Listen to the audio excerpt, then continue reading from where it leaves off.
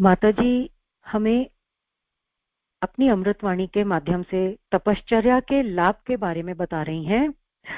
पिछले स्वाध्याय में परम वंदनीय माताजी ने हमें ये बताया और समझाया था कि किस तरह कि किसी भी साधक के लिए, एक सेकंड, किसी भी साधक के लिए तपस्या तभी फलीभूत हो पाती है जब उसका अंतःकरण परमात्मा से एक रूप हो पाता है। अंतर्मन की भावनाएं जब इष्ट को समर्पित हो पाती हैं, तभी वे तपस्या के लाभ साधक को प्रदान कर पाती है। परम पूज्य गुरुदेव के जीवन का उदाहरण हर एक को देते हुए परम वंदनीय माताजी कहती हैं कि हमें उनके जीवन से प्रेरणा ग्रहण करने की आवश्यकता है। पूज्य गुरुदेव ने स्वयं को जीवन भर गलाया और तपाया एवं उसी के परिणाम स्वरूप तपस्या के लाभ प्राप्त कर पाई। आइए हृदयंगम करते हैं माताजी की अमृतवाणी को। माताजी हमसे क्या पूछ रही हैं? माताजी पूछ रही हैं, समर्पण किया आपने?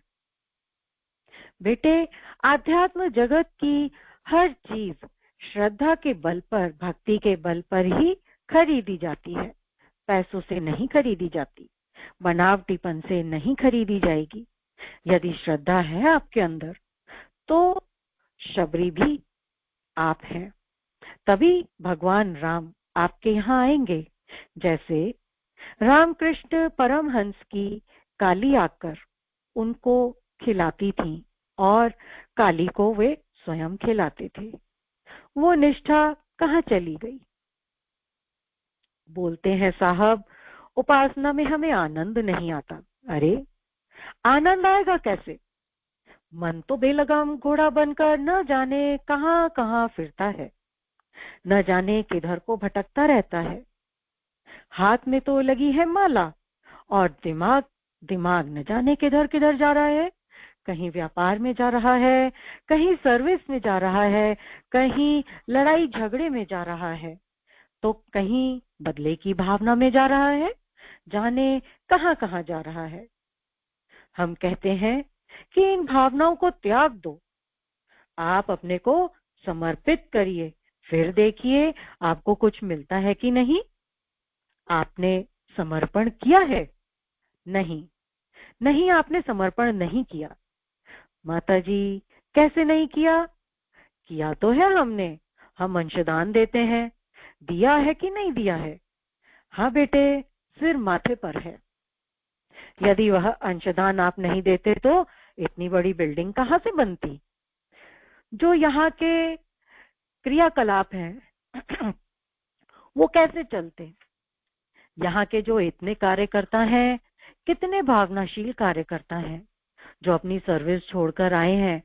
आप उनकी निष्ठा को तो देखिए, आप उनकी निष्ठा को, उनकी श्रद्धा को देखिए। क्यों साहब, ये आ कैसे गए? आपको मालूम है कैसे आ गए? ये बेटे अपने आप नहीं आए हैं। सही मानना, एक भी अपने आप नहीं आया है। ये खींच खींच कर बुलाए गए हैं। जैसे गोताखोर होता है ना, वो समुद्र में गोता लगाकर मणि माणिक्य पाता है। हमने इन मणि माणिक्यों की माला बनाकर पिरो कर रखा है। हम गोताखोर हैं, हम बुलाते हैं, इनको भी बुलाया है तब आए हैं। हाँ, अंशदान दे दिया, मुबारक है बेटे, बहुत बहुत धन्यवाद आपके लिए। कम से कम आपके अंदर ये उदारता तो आई। आपके अंदर भगवान की शक्ति ने वो काम तो किया कि हमको अपने लिए और अपने बीवी बच्चों के लिए ही नहीं, बल्कि इस मिशन के लिए भी सोचना है कि मिशन हमारा एक पिता है, मिशन हमारा एक भगवान है। भगवान या पिता भगवान या पिता न माने तो चलो एक बेटा ही समझ लो। आपके 4 बेटे होते तो उनके लिए आप कुछ करते कि नहीं करते? चलिए एक बेटा ही समझा आपने। श्रद्धा है तो श्रेष्ठ है आप। आगे वंदनीय माता जी हमें श्रद्धा के बारे में बता रही हैं। आप लोगों के लिए बहुत बहुत धन्यवाद है, लेकिन मैं तो एक और बात कह रही थी। मैं बात कह रही थी श्रद्धा की। यदि आपकी श्रद्धा है तो आप हीरे के हैं, आप मोती के हैं, हमारे लिए आप सब कुछ हैं। और फिर देखिए हम आपको श्रेष्ठ बनाते हैं कि नहीं। आप अपने को जरा समर्पित तो करिए, हमको कह दीजिए कि हम वह कांच का टुकड़ा है जो देखने में हीरा जैसा लगता है, चमचमाता है, पर है नकली हीरा। दिल्ली में एक दुकान है। माता जी आगे एक किस्सा सुना रही हैं, ध्यान से सुनिए। दिल्ली में एक दुकान है। एक लड़का आया और बोला, माता जी आप अपनी पोती की शादी करेंगी? हाँ बेटा, कर तो रहे हैं। तो मैं आपको एक हीरे की चीज दिखाऊं क्या? जरा दिखा, देख तो लूं क्या है। तो वो लेकर के आया। मैंने चुपके से उसके कान में पूछा, क्या है रे ये? देना तो मुझे कुछ है नहीं, न दिया न हमने लिया, न हम देंगे न लेंगे। हमें हीरा पन्नों से क्या करना। पर वह विनोद की बात थी, जो थी सस्तेपन की। उसने मुझे एक हाथ दिखाया, बड़ा जड़ाऊ और देखने में बहुत बढ़िया लगा। कितने का है जरा बताना तो। उसने माता जी से कहा, ये 400 रुपए का है। बेटे, 400 रुपए में तो एक नग भी नहीं मिलता हीरे का। इसको कहां से उठा लाया? चल और किसी को बहकाना। माता जी को बहकाने आया है। उसने सही बात बता दी कि 400 रुपए का है। तो मैं तो कह रही हूं कि जितने आप बैठे हैं ये कितने के हैं? 400 के हैं। पर अब सही हीरा बनने के लिए तैयार हो जाइए। फिर देखिए आपकी बोली कितने की लगेगी। करोड़ों की, अरबों की लगेगी। उतनी लगेगी जितनी गांधी जी के सिर की लगी थी। किसी ने ये कहा कि गांधी जी का सिर हमें मिल जाए तो अरबों खरबों न्योछावर कर दें इसके ऊपर। अरबों खरबों न्योछावर कर देंगे एक सिर के लिए। फिर आप तो इतने बैठे हैं। बेटे, हीरा बनने के लिए तैयार हो जाइए। फिर देखिए आपके अंदर से कैसी कैसी सतरंगी किरणें निकलती हैं। फिर हम आपको कैसी बढ़िया मूर्ति के रूप में, उस संत के रूप में खड़ा कर देते हैं। कुछ ऐसा जो सारा संसार आपको देखता रह जाए और पूजता रह जाए। पर हम अपने बच्चों को पीछे इसलिए रखते हैं कि कहीं इनमें अहंकार ना आ जाए। हमने पुजवा कर भी देख लिया, बस पूजने को ही नहीं कहेंगे कि कोई इन्हें पूजना। यदि देना ही है तो श्रद्धा जरूर देना, व्यक्ति की निष्ठा को आगे बढ़ाना, लेकिन पूजना मत किसी को। पूजा आपको गया, पर हमारा तो बेचारा लाख का हीरा खाक में मिल जाता है। हम क्या करें तुम्हारी पूजा का? हमें नहीं चाहिए ऐसी पूजा। हमें हमें तो वो पूजा चाहिए जिससे आप भी आगे बढ़िए और दूसरों को भी आगे बढ़ाइए। क्यों साहब, हम कैसे आगे बढ़ेंगे? यही तो मैं अभी कह रही थी कि श्रद्धा के बल पर और लोकमानस के सहयोग के रूप में आप आगे आइए। आप देखिए कि जितने भी संत हुए हैं, कबीरदास से लेकर अभी तक, सभी ने उपासना ही की है। उन्होंने उपासना तो की भगवान की, लेकिन सारी की सारी जिंदगी लोक मंगल के लिए लगा दी। जब तक उनके शरीर में प्राण रहे तब तक वो भगवान की उपासना करते रहे। भगवान की जो सही रूप में उपासना करता है वह उस रूप में उन्हें पा लेता है। हम अपने मल और विक्षेप को हटाने के लिए तैयार नहीं होते।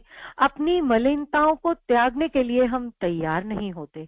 मोह और लोभ की जंजीरों से हम इस कदर जकड़े रहते हैं कि उनको खोल ही नहीं पाते।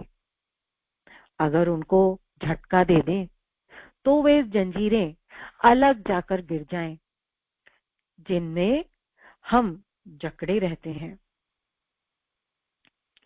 कृपा करके आप उन जंजीरों से निकलिए और देखिए कि आप कुछ पाते हैं कि नहीं पाते। तो फिर हमको क्या करना पड़ेगा? बेटे, बहुत बड़ा तो कुछ नहीं करना पड़ेगा। देखो, आप कुछ नहीं करेंगे तब भी ये परिवर्तन तो होने ही वाला है। ये क्रांति तो हर हालत में होनी ही है। हर विषम समय में भगवान ने जन्म लिया है। संत के रूप में, शहीद के रूप में शक्तियां आती रही हैं और आती ही रहेंगी। जब जब समय पड़ेगा वे शक्तियां आती रहेंगी इंसान के रूप में, और परिवर्तन होता रहेगा जो कि आदि काल से होता चला आया है। भगवान राम के समय से लेकर श्री कृष्ण के समय तक, बुद्ध से के समय से लेकर गांधी जी के समय तक, और अब तो सतयुग की वापसी का इंतजार है। इस समय तो कलयुग है। हाँ बेटे, घोर कलयुग है। ऐसा कलयुग आपको ये भयावह दिखाई पड़ता है कि नहीं पड़ रहा है? सारे संसार में कैसी चित्कारें मच रही हैं। इस विज्ञान का क्या ठिकाना है जो विज्ञान सर्वनाश पर तुला हुआ है? क्या इसे कोई शांति देने वाला है? कोई अकल देने वाला है कि ये सारा का सारा संसार हमारा विनाश के कगार में चलता हुआ चला जा रहा है? हमारी आग ले जाएं। आगे माता जी बता रही हैं, हमारी आग ले जाएं। विध्वंसकारी है ये विज्ञान। विज्ञान है ना, अकल है ना। बेटे, यह किसी काम की नहीं है ये अकल। अब हम आपसे क्या कहें इस अकल के बारे में। लेकिन यदि यह अकल श्रद्धा उभारे तब, भावनाएं उभारे तब, तो हम उनको वह शक्ति दें कि सारा संसार शांति पा सके, संतोष पा सके और प्रेरणा पा सके। इसी के लिए हम समय समय पर आपको झकझोरते रहे हैं और आज भी आपको झकझोर रहे हैं।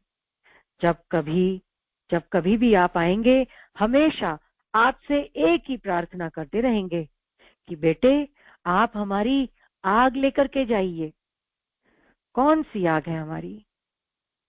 वह हमारी जनमानस की आग है जो आपको दिखाई नहीं पड़ती है।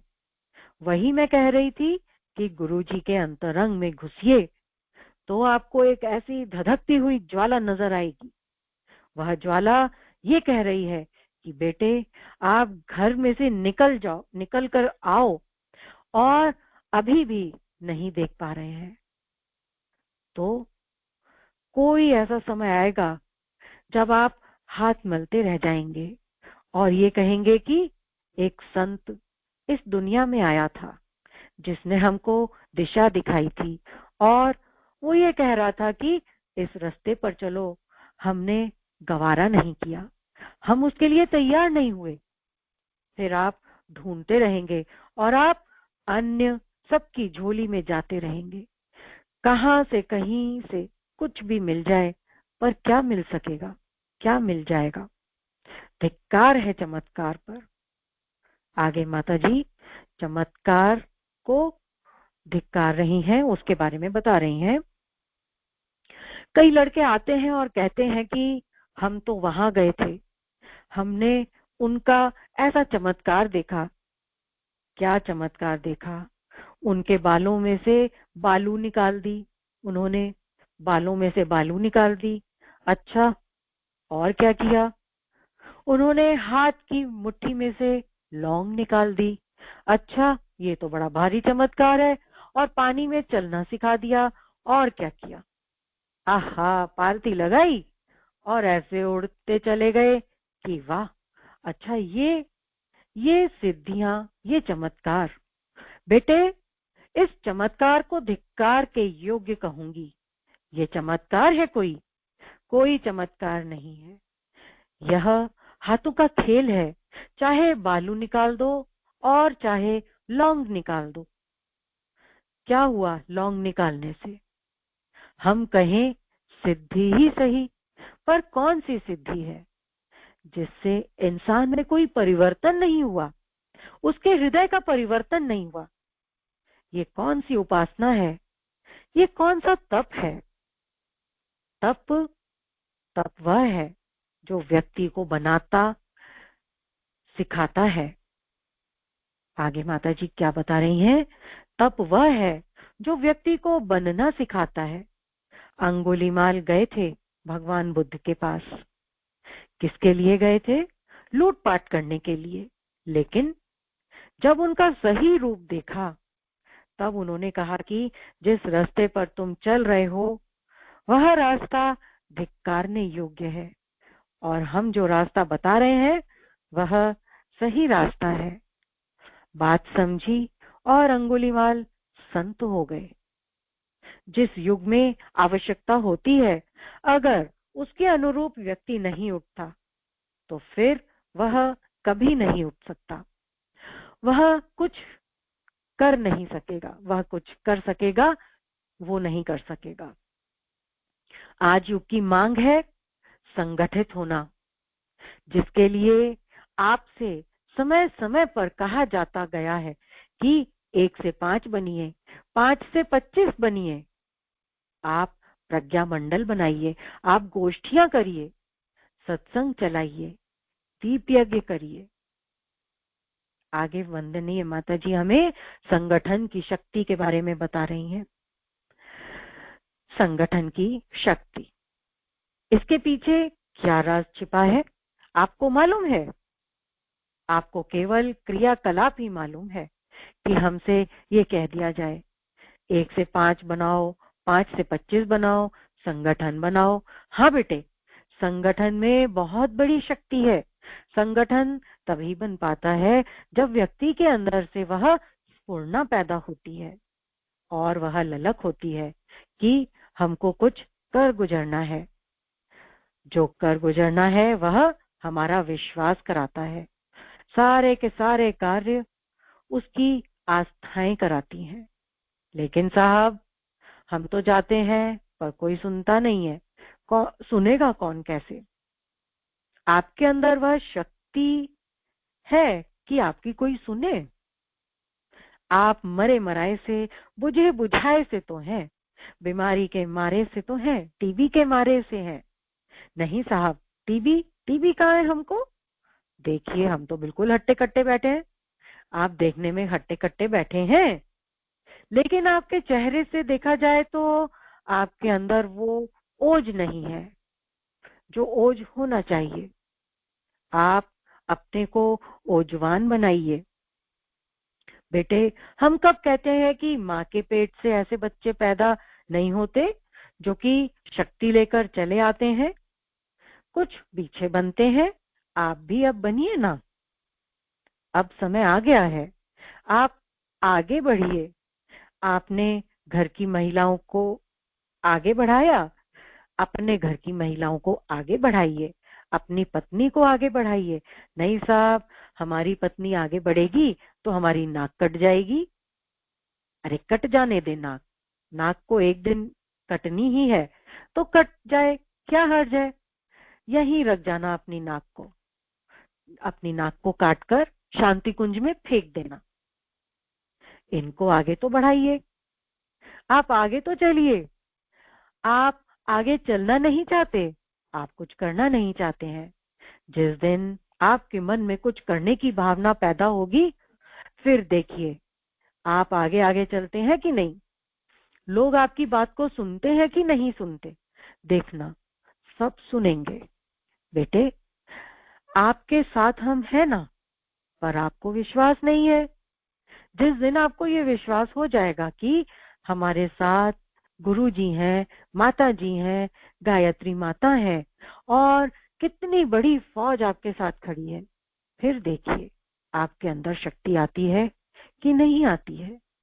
गुरु जी के साथ कौन था बेटे? परोक्ष था, प्रत्यक्ष तो कोई नहीं था।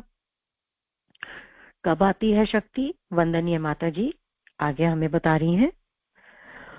उनके साथ परोक्ष था और उनकी श्रद्धा थी, उनकी श्रद्धा थी, निष्ठा थी। उनकी इतनी शक्ति उनके अंदर भर दी, उसने इतनी शक्ति उनके अंदर भर दी कि मैं तो ये समझती हूँ कि सारा विश्व एक तरफ और वो अकेले एक तरफ है। शक्ति है कि नहीं? बिल्कुल शक्ति है। शक्ति कब आती है?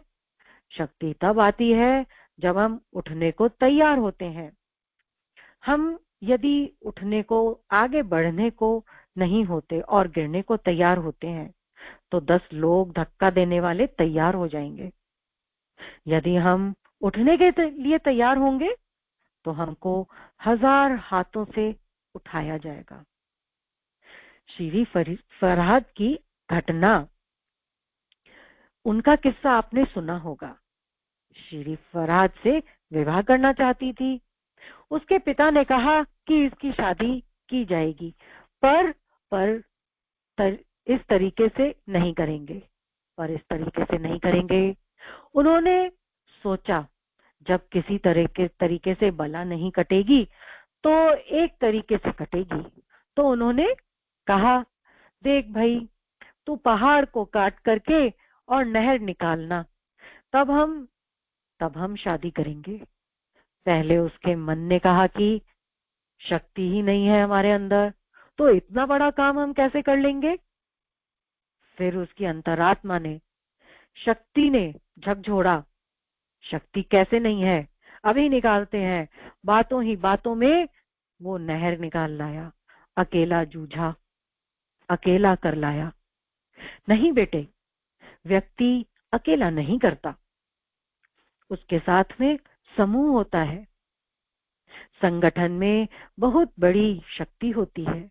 इतनी बड़ी शक्ति होती है कि जब पुल पर से फौज निकलती है तो उनसे पहले से ही कह दिया जाता है कि देखिए, जिस तरह आप रोड पर चलते हैं ऐसे मत चलना, नहीं तो पुल टूट जाएगा। आप बिखरे हुए चलना, कदम ताल, लेफ्ट राइट करके मत चलना। समझ में आ गई कि संगठन की बहुत बड़ी शक्ति है। जो कोई आता है अपने संगठन की ओर देखता हुआ चला जाता है, सबके मुंह में पानी आ जाता है। मैं संगठन की बात को बता रही हूँ। जब आप संगठित हो जाएंगे और जिधर भी निकलेंगे, जैसे अभी आप जब हरिद्वार में निकलते हैं तो सारे के सारे ये देखते हैं कि कौन आ गए, ये सेना कहाँ से आ गई, किन की है। शांति कुंज वालों की, गुरु जी की है ये सेना। अन्य जगह तो दिखाई नहीं पड़ते, पर यहाँ हर समय दिखाई पड़ते हैं। क्यों? यहाँ का वातावरण है ना, यहाँ संगठित है, ये हमारे अंदर है और हम इनके अंदर है। हम आपके और आप हमारे। आगे माता जी हमें क्या बता रही हैं? हम आपके और आप हमारे। बेटे, हम आपके हैं और आप हमारे हैं। हम आपको कैसे बताएं आपके दुख, दर्द, पीड़ा में किस कदर हम आपके ऊपर छाए रहते हैं, ये हमारी अंतरात्मा ही जानती है। यह बात अलग है कि हम आपकी मदद नहीं कर पाए, मदद कर पाए कि नहीं कर पाए, यह तो आपका प्रारब्ध होगा, प्रारब्ध भोग होगा। जब अभिमन्यु मारा गया तो सुभद्रा रोती हुई आई और उसने श्री कृष्ण जी से कहा, आप मेरे उसने श्री कृष्ण जी से कहा, आप मेरे भाई और अर्जुन के मित्र हैं, मेरा लड़का अलग है, तो जो देखते रहे ऐसा कैसे हो गया। तो भगवान श्री कृष्ण ने कहा, बहन, भगवान तो जरूर हूं, पर कुछ करना चाहता तो कर भी सकता था, लेकिन कर्म बंधन और प्रारब्ध जन्य जो भोग है वो तो हर इंसान को भोगना चाहिए। तुझे भी भोगना चाहिए और मुझे भी भोगना चाहिए। भोग या तो बच्चा भुगतेगा या बाप भुगतेगा। कर्ज कौन अदा करेगा? या तो बेटा करेगा या बाप करेगा, या तो शिष्य स्वयं ही भोगे यदि स्वयं भोगने में सक्षम नहीं है और गुरुजी की उदारता है क्योंकि वह उनका बच्चा है, उनका शिष्य है, तो गुरु भोगे। गुरु आत्मबल ही नहीं देता, बल्कि उसके जो दुख, कष्ट, कठिनाइयां होती हैं उन्हें भी अपने ऊपर ले लेता है। भोगेगा, भोगना चाहिए। हम भी भोगने के लिए तैयार हैं। हमें भी हमें भी भगवान किसी के बदले में कोई ऐसी बीमारी देता है तो हम सहर्ष उसको स्वीकार करेंगे, लेकिन हम विश्वास के साथ कहते हैं कि जो भी अपने कष्ट, कठिनाई और पीड़ा है, हर संभव वह प्रयास करेंगे कि आप उस दलदल में से निकलें। मान लीजिए यदि किसी तरीके से कहीं आप नहीं निकल पाए, तब हम आपको शक्ति देते रहेंगे कि आप उन परिस्थितियों से या तो तालमेल बिठा लें या कुचल कर फेंक दें। आपको वह शक्ति देंगे, शक्ति के रूप में आत्मबल देंगे। कुछ समय पहले एक सज्जन आए। उन्होंने कहा कि आप सरकार से कोई सहायता नहीं लेते। सरकार क्या देगी हमको? हम देंगे। आप क्यों देंगे? मैंने कहा, ऐसी प्रखर बुद्धि के व्यक्ति देंगे। हम संस्कारवान और परिष्कृत व्यक्ति देंगे जो जिधर जाएं उधर ही माहौल ऐसा बढ़िया बना दे। सरकार और मिल जाए तो वहीं के वहीं हमारे व्यक्ति दिखा दें कि कैसे काम होता है। हम हम तो वह देंगे आपको। हम श्रेष्ठ बनाना चाहते हैं, आप बनिए। आप यहाँ से कुछ बन के जाइए। यहाँ आप अपनी संकीर्णताओं को और क्षुद्रताओं को छोड़ करके जाइए। सारे संसार में विकृतियां फैली हुई हैं। इनके लिए हम आपसे कुछ मांगते हैं। क्या मांगने आए हैं? हम मांगने आए हैं आपका समय, आपका श्रम, आपकी श्रद्धा, आपकी भावनाएं। हम कुछ और मांगने के लिए नहीं आए हैं। पैसा मांगने के लिए मत कहना। हम कोई भिखारी हैं? नहीं बेटा, हम भिखारी नहीं हैं। जो हम आपके सामने पल्ला फैलाएंगे, भगवान के सामने फैलाएंगे, जिससे सारा का सारा हमको सहयोग दिया है, वही भगवान आपके अंदर आएगा, वही कराएगा, वही करेगा। आपसे क्यों कहेंगे? आपसे नहीं कहेंगे। आपसे एक ही बात हम कहेंगे कि जो पीड़ा और पतन आपको पुकार रहा है उसके लिए आप खड़े हो जाइए और आगे बढ़िए। कुरीतियों को दूर करिए। वंदनीय माता जी आगे बता रही हैं, कुरीतियों को दूर करें। आपको मालूम नहीं है कि हमारी कितनी कन्याएं जला दी गईं, कितनी मार दी जाती हैं, कुंवारी रह जाती हैं। क्या उनकी चित्कार कानों में नहीं पड़ती? पड़नी चाहिए। अन्य विकृतियां हैं जो हमारे समाज में कोढ़ है। वह कोढ़ पुकार रहा है कि भाई कोई मरहम लगाओ, कोई पट्टी बांधो। आपको जरूरत है और आपको उनके साथ होना चाहिए। काम तो होगा ही, लेकिन रीछ वानरों को जैसा श्रेय मिला था, हम चाहते हैं आपको हनुमान के तरीके से श्रेय मिल जाए। मिलेगा भी जब आप हनुमान बन जाएंगे। हनुमान क्या थे? नौकर थे? नहीं। और क्या थे? बंदर थे। अच्छा, तो हनुमान बड़े शक्तिशाली थे। हाँ, इनमें कोई दो राय नहीं, वो बड़े शक्तिशाली थे। कब थे शक्तिशाली? तब थे जब भगवान श्री राम से जुड़ गए, भगवान राम से जुड़ गए, तो भगवान ने उनके अंदर वह शक्ति भर दी कि सारी लंका को जला आए और सुरसा के मुंह में होकर भी निकल आए। हाँ बेटे, यह समाज रूपी जो सुरसा है और हमारे लोभ मोह रूपी जो सुरसा है, जो कि मुंह फाड़े खड़ी है, ये कहती है कि हमारे लिए, बस हमारे लिए, हमसे आगे और किसी का नहीं है। आप खड़े हो जाइए कि नहीं, हम केवल आपके ही नहीं, बीवी बच्चों के ही नहीं है, बच्चों के नहीं है, अगर किसी माने में है तो अपने फर्ज और कर्तव्य के हैं। बाकी हमको कोई जकड़ नहीं सकता। जो जंजीर हमको जकड़ेगी उसको हम तोड़ के फेंक देंगे। आप तोड़कर फेंकिए उन जंजीरों को। कृपा करके आप श्रद्धा और निष्ठा की जंजीरों में बंधिए, जिसमें आपका भी कल्याण है और सारे संसार का भी कल्याण निहित है। इस कार्य के लिए आप आगे आइए। आगे माता जी, विदाई के क्षण। आज विदाई देते हुए मेरे अपने मन में तो लग रहा है कि मेरे बच्चे यहाँ से जा रहे हैं। मैं इनसे कुछ भी पूछ नहीं सकी। आए भी तो बेचारों को लाइन में खड़ा कर दिया। बेटा, आप कह जाइए अपनी बात, और ये मत समझना कि माताजी ने हमसे कुछ पूछा नहीं था। बेटे, हम जाने अनजाने सब कुछ जानते हैं।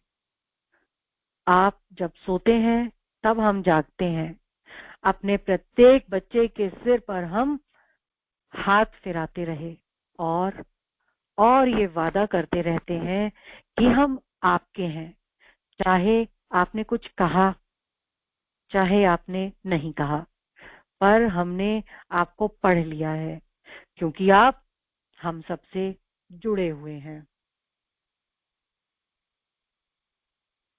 आज आप विदा हो रहे हैं। आप जहां कहीं भी रहें, भगवान आपकी रक्षा करता रहे। जो कुछ भी हमसे बन पड़ेगा, हम भी आपकी रक्षा के लिए करेंगे। जहां कहीं भी रहे, आप हमारे बनकर के रहिए, हम आपके बनकर रहे और आप हमारे बनकर रहिए।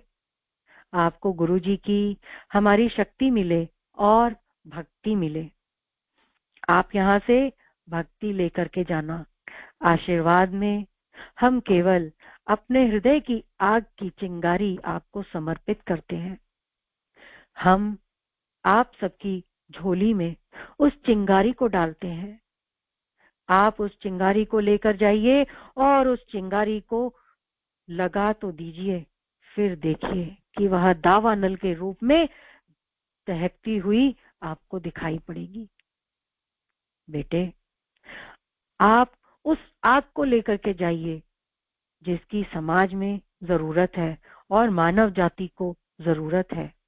जिसको ऊंचा उठाइए, उसको ऊंचा उठाइए, जो पीड़ा पतन में गिरी जा रही है, जो सिसक रही है, उसको जीवन दान देना है, उसको ज्ञान देना है। और प्रकाश के बिना ज्ञान नहीं आ सकता।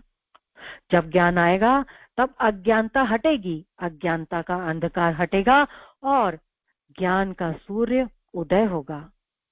ज्ञान मिलता है साहित्य के द्वारा। जितना हम उसको पिएंगे, अक्षर नहीं पढ़ेंगे, केवल अक्षर पढ़ना बात अलग है। ज्ञान अक्षर से नहीं बनता। किससे बनता है? उस साहित्य से जिसमें गुरुजी ने कितनी आग उंडेली है। उसके एक एक अक्षर को आप पढ़िए तो सही, आप तिलमिला जाएंगे। अरे, ये क्या कह दिया? आप कहां पर चली गई? साहित्य को आग ही बता दिया। हाँ, यह आग ही तो है, मैं कह रही हूं। इस आग को, इस चिंगारी को आप फैलाइए। इस चिंगारी के रूप में आप यहां से आशीर्वाद लेकर के जाइए। इन्हीं शब्दों के साथ मैं अपनी बात समाप्त करती हूँ। ओम शांति। माता जी की ये अमृतवाणी का लास्ट पार्ट था।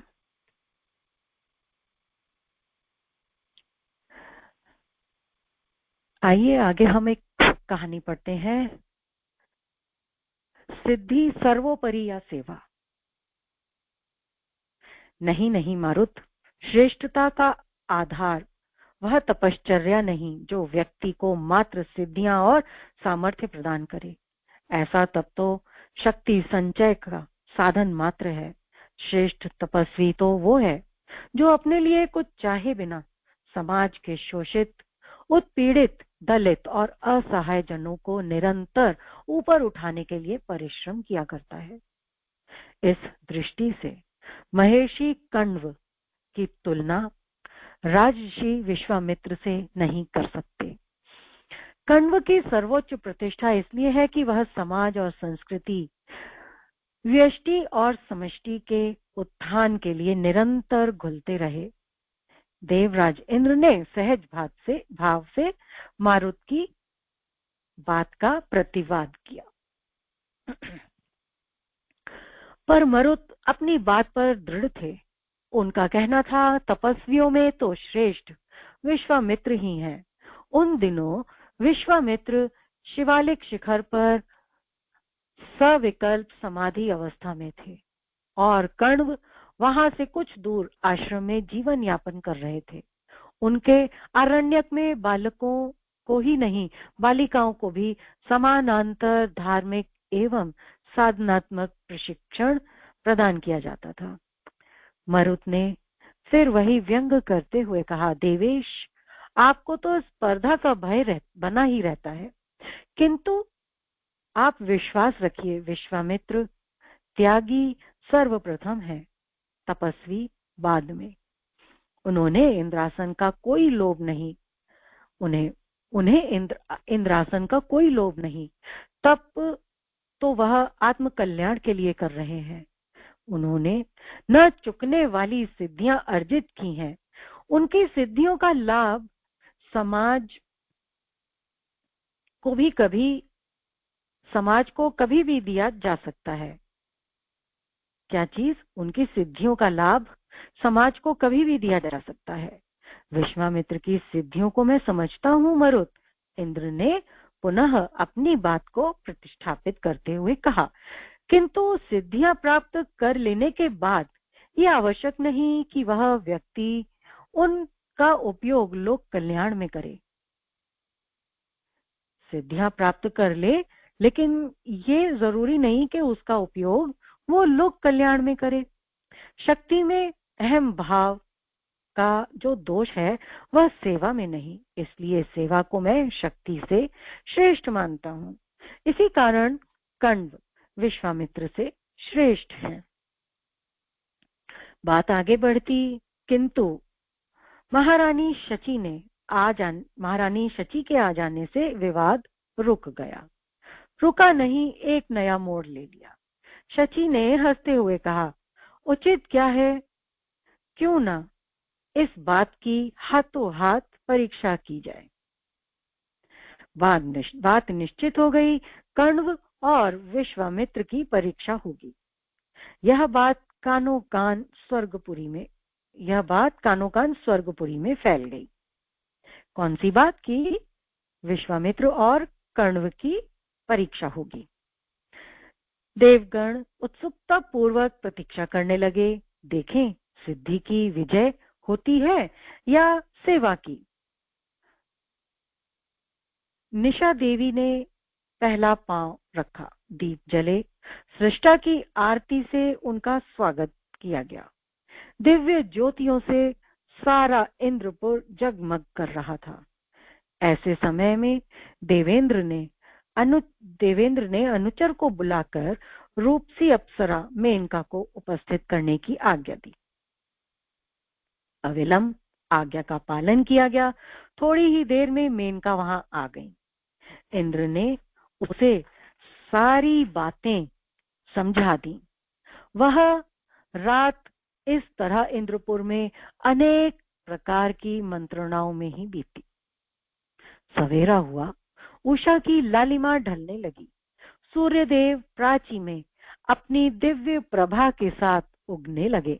भगवती गायत्री की आराधना का यह सर्वोत्कृष्ट समय होता है। तपस्वी विश्वामित्र आसन बंद और प्राणायाम समाप्त कर जप के लिए बैठे थे। उनके हृदय में वैराग्य की धारा अहर्निश बहा करती थी। जप और ध्यान में कोई व्याघात नहीं होता था। बैठते ही बैठते चित्त भगवान सविता के भर्ग से आच्छादित हो गया। एक प्राण आद्य शक्ति माँ गायत्री और राजऋषि विश्वामित्र दिव्य तेज फूट रहा था। उनकी मुखाकृति से पक्षी और वन्य जीव भी उनकी साधना देखकर मुग्ध हो जाते थे। उनकी इस गहन शांति और स्थिरता को देखकर पक्षियों को कलरव करने का साहस भी नहीं होता था। जंतु चर मर नहीं करते थे। उन्हें भय था कि कहीं ध्यान न टूट जाए और तपस्वी के कोप का भाजन न बनना पड़े। सिंह भी तब दहाड़ना भूल जाते थे। वे दिन के तृतीय पहर में ही दहाड़ते और वह भी विश्वामित्र की प्रसन्नता बढ़ाने के लिए, क्योंकि वो उस समय विहार के लिए आश्रम छोड़ देते थे। किंतु आज उस स्तब्धता को तोड़ने का साहस किया किसी अबला नहीं, अप्सरा मेनका ने। समूचा इंद्रपुर जिसकी छवि रूपी दीपक की लौ पर शलभ की भांति जल जाने के लिए आतुर रहता था।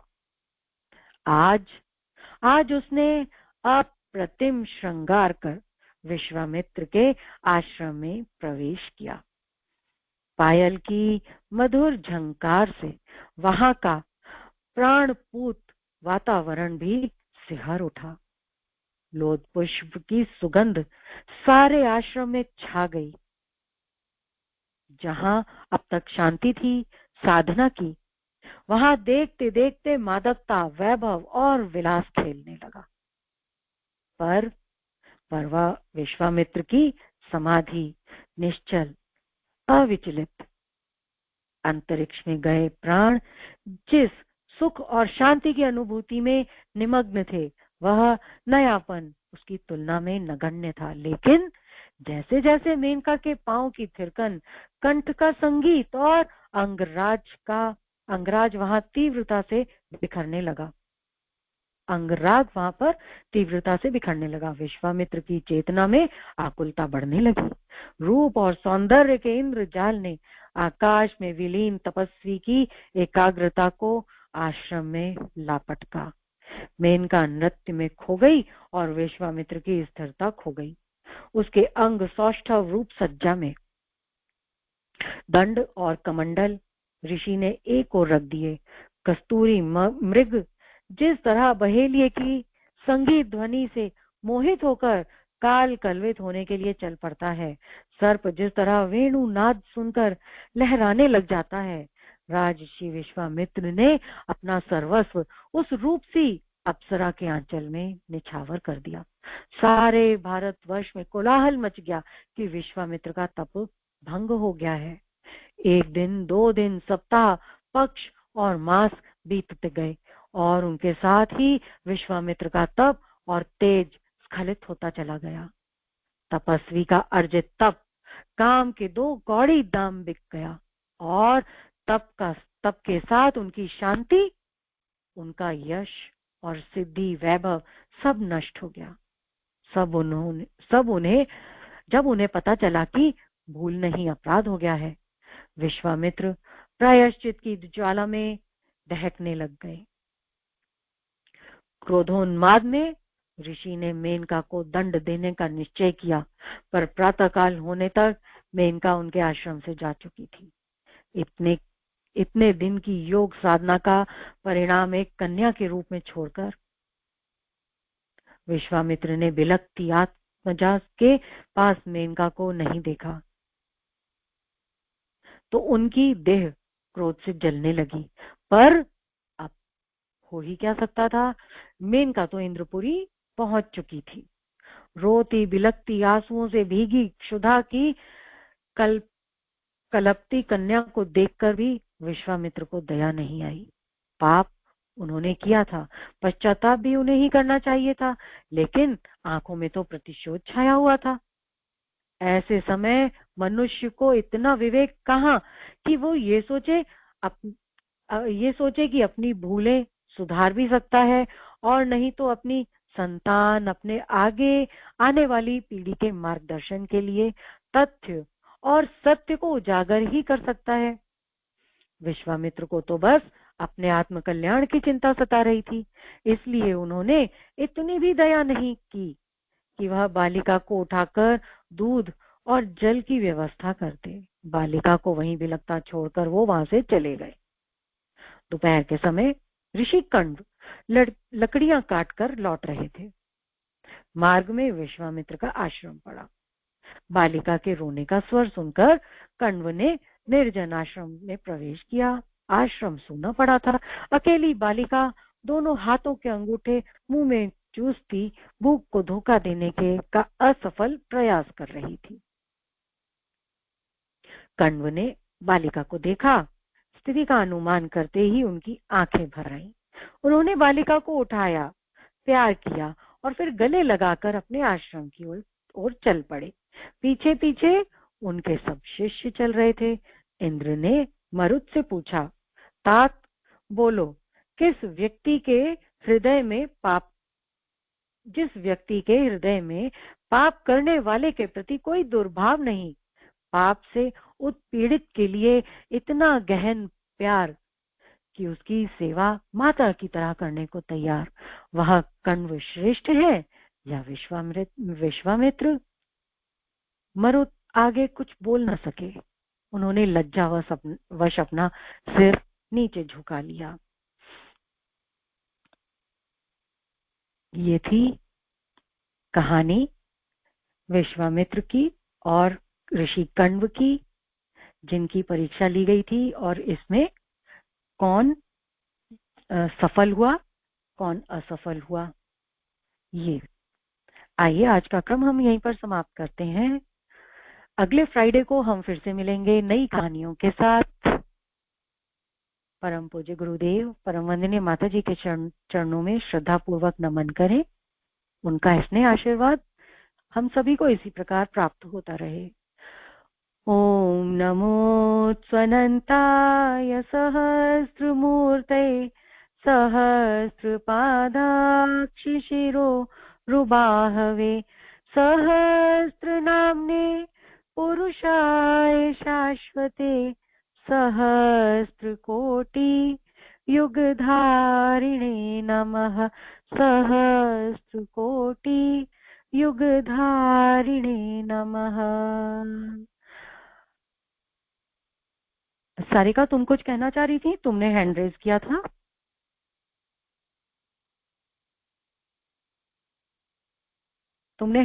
था। मैंने अनम्यूट किया। कुछ कहना चाह रही थी? धन्यवाद नीरू।